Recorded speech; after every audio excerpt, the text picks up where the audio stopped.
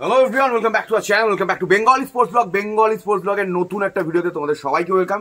If you are new to my channel, যদি আমার channel নতুন হয় চ্যানেলটাকে সাবস্ক্রাইব করবে এবং বন্ধু বান্ধবের সাথে শেয়ার করবে, এবং আমার সাথে যদি একটু গল্প টল্প করতে চাও, মানে গল্প বলতে খেলা নিয়ে গল্প, আর অন্য কোনো টপিকে নয়, তাহলে আমাকে তোমরা ফলো করতে পারো ইনস্টাগ্রাম এবং ফেসবুকে। আমি বেঙ্গলি স্পোর্টস ব্লগ নামেই রয়েছি। আজকে একটা ফুরফুরে বিকেল, এখানে দেখতে পাচ্ছ হাওয়া দিচ্ছে এবং আমার মনটাও ফুরফুরে। কেন? কারণ একটু আগে আমি লাইভে এসে তোমাদেরকে যে কথাগুলো বলছিলাম বা যে ধরনের আমাদের আলোচনাগুলো হচ্ছিল, কাইন্ড অফ সেরকমই কথা কিন্তু মিস্টার রঞ্জিত বাজাজ একটা চ্যানেলে, ইউটিউব চ্যানেলে এসে বলেছে। আমি একটু আগে দেখছিলাম, খানিকটা কিন্তু আমার কথার সাথে মিলে গেছে। দেখো, কালকে যেটা একটা অ্যালিগেশন মিস্টার রঞ্জিত বাজাজ এর এগেনস্টে বা তার ফুটবল টিমের এগেনস্টে, দিল্লি এফসির এগেনস্টে, একটা বিখ্যাত বলবো আমি, বিখ্যাত পেজ থেকে বা বিখ্যাত চ্যানেল বা যেটাই বলো সেইখান থেকে তোলা হয়। তোমরা সবাই জানো যে তার নামটা কি, আমি আর এই ভিডিওতে নতুন করে তার নামটা বলবো না।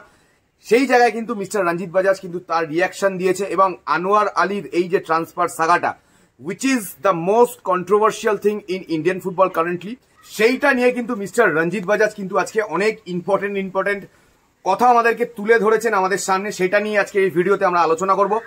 উইচ ইজ কালকে যে অ্যালিগেশনটা, যেটা আমি তোমাদের বলছিলাম, দেখো বস, আজকে যে একটা ফিগার অ্যামাউন্ট যে 27.5 লাখ টাকা, যেটা সারা বছর ধরে দেওয়া হয়নি, পুরো মানে যেটা দেওয়া হয়নি বলে দাবি করেছে অন্য একটা জায়গাটা, কিন্তু বেঙ্গলি স্পোর্টস ব্লগের কথা নয়, অন্য একটা মিডিয়াম থেকে, যেটা অন্য একটা মিডিয়া হাউস থেকে যেটা কথা এসছে, সেটা নিয়ে কিন্তু আজকে রঞ্জিত বাজাজ জানিয়েছে যে ওটা কিন্তু একদমই ঠিক নয়। এবং আগামীতে যেটা আমি বলছিলাম, মিস্টার রঞ্জিত বাজাজ কিন্তু একটা তোমার লিগাল কোনো অ্যাকশন নিতে পারবে, সেটা কিন্তু উনি নিজেও জানিয়েছেন যে উনি একটা লিগাল অ্যাকশন নিতে চলেছে। গাইজ, আমি তোমাদের বলেছিলাম যে don't mess with mister Ranjit Bajaj, he is something else. এবং আমার দেখো একটা কথা, যেটা আর একটা কথা, আমার পয়েন্ট একটু আগে এই রঞ্জিত বাজাজের এই ইন্টারভিউটা আসার একটু আগে আমি কিন্তু তার আগেই তোমাদেরকে বলে দিয়েছিলাম অলরেডি যে আনোয়ার আলীর মুখ খোলার কথাটা, যেটা সবচেয়ে ইম্পর্টেন্ট। এবং সেটা কিন্তু মিস্টার রঞ্জিত বাজাজ জানিয়েছেন যে এই মুহূর্তে পিএসসি প্লেয়ার স্ট্যাটাস কমিটিতে যে ব্যাপারটা চলছে আনোয়ার আলীর, এটা মিটে গেলেই কিন্তু আনোয়ার আলী সবার সামনে এসে এই ব্যাপারটা নিয়ে মুখ খুলবে। এবং যেটা হবে সব থেকে ভাইটাল ব্যাপার, এবং এই যে লিগাল একটা যুদ্ধে, মানে দেখো এই টপিকটা আনোয়ার আলীর ব্যাপারটা অলরেডি কোন টিমে খেলবে এটা নিয়ে একটা কন্ট্রোভার্সি, লিগাল লড়াই অলমোস্ট স্টার্ট হয়ে গেছে, বা আমি বলবো সেদিকেই যাচ্ছে। তার এই লড়াইয়ের মধ্যে আর একটা লড়াই এই মুহূর্তে কিন্তু আমি বলবো মিস্টার রঞ্জিত বাজাজের সাথে কিন্তু, যারা কিন্তু এই খবরটা করেছে কালকে, তাদের সাথে হতে চলেছে। এবং মিস্টার রঞ্জিত বাজাজ এটাও জানিয়েছেন আগামী দিনে কিন্তু আনোয়ার আলীকে কিন্তু উনি কি বলবো আমি এভিডেন্স হিসাবে বা ওনার যে সাক্ষী হিসাবে কিন্তু ইউজ করতে পারেন, which is very very important and তাৎপর্যপূর্ণভাবে যে ব্যাপারটা আমি তোমাদেরকে এই মুহূর্তে বলতে চাইছি, যে আনোয়ার আলী, আমি তোমাদের বলেছিলাম যদি এরকম কিছু হতো তাহলে কিন্তু আনোয়ার আলী আর মানে কি বলবো রঞ্জিত বাজাজ একই সাইডে থাকতো না। আমরা কিন্তু বারংবার দেখতে পেয়েছি আনোয়ার আলী এবং রঞ্জিত বাজাজ কিন্তু একই দিকে রয়েছে ওরা দুজনে, এবং ওদের সাথেই কিন্তু রঞ্জিত বাজাজ, আনোয়ার আলী, দিল্লি এফসি একটা দিকে এবং তার উল্টো দিকে মোহনবাগান। তো এনিওয়ে, মোহনবাগানের PSC status committee Anwar next সিজনে কোথায় খেলবে এটা নিয়ে এখনো ধোঁয়াশা রয়েছে।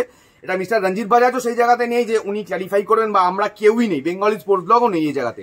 তো আমার এটাই বক্তব্য গাইজ, আমি যেটা তোমাদেরকে বলেছিলাম, ওই যে কথাটা যেটা নিয়ে খুব লাফালাফি এবং নাচানাচি হচ্ছিল কাল থেকে, যে রঞ্জিত বাজাজ কেস খেয়ে গেছেন অল দ্যাট বা কিছু, আমি জানি না সেটা ঠিক না ভুল, বা এটা দেখো এখন অব্দি তো আমি বলতে পারি না।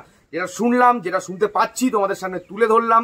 এবং দেখো, এটা তো মনে হচ্ছে যে একটা আইনি লড়াইয়ের দিকে এই প্রসেসটাও যাবে, এবং আনোয়ার আলীর এই ব্যাপারটা কিন্তু এত তাড়াতাড়ি সলভ হওয়ার ব্যাপার নয়। এবং পিএসসির ওপরে কিন্তু মিস্টার রঞ্জিত বাজাজ জানিয়েছেন যে পিএসসির ভার্ডিক্ট আসার পরেই আনোয়ার আলী কিন্তু সবার সামনে এসে মুখ খুলবে, যেটা আমি তোমাদের বলছিলাম। এই ব্যাপারে কিন্তু এটা একদম খুব ইম্পর্টেন্ট।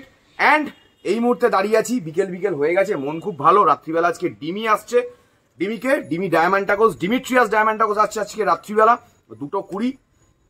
আশা করছি সেই সময় ব্লগও হবে, লাইভও হবে তোমাদের জন্য। দেখতে থাকো, চ্যানেলটাকে সাবস্ক্রাইব করো। যারা যারা লাইভ দেখতে চাও তাদের জন্য লাইভও হবে, ব্লগও হবে, সবকিছুই ম্যানেজ করার প্ল্যানিং চলছে। তোমাদের বেশি কিচ্ছু করতে হবে না, এই যে হার্ড ওয়ার্কটা প্রডিউস করছি তোমাদের জন্য, এই এন্টারটেনমেন্টটা কালকে প্রডিউস করেছিলাম ইস্ট বেঙ্গল মাঠে লাইভে এসে, সবকিছুর জন্য তোমাদের সাবস্ক্রাইব করতে হবে এবং বেঙ্গলি স্পোর্টস ব্লগকে সাপোর্ট করতে হবে। তোমাদের কিন্তু সাপোর্টটা একটু কমে গেছে গাইস, অবভিয়াসলি যারা আছো তারা করছো, নতুনদেরও আসতে হবে, আমাদের একটা বড় পরিবার তৈরি করতে হবে। দেখতে থাকো, চ্যানেলটাকে সাবস্ক্রাইব করো। এখনের মতো টাটা।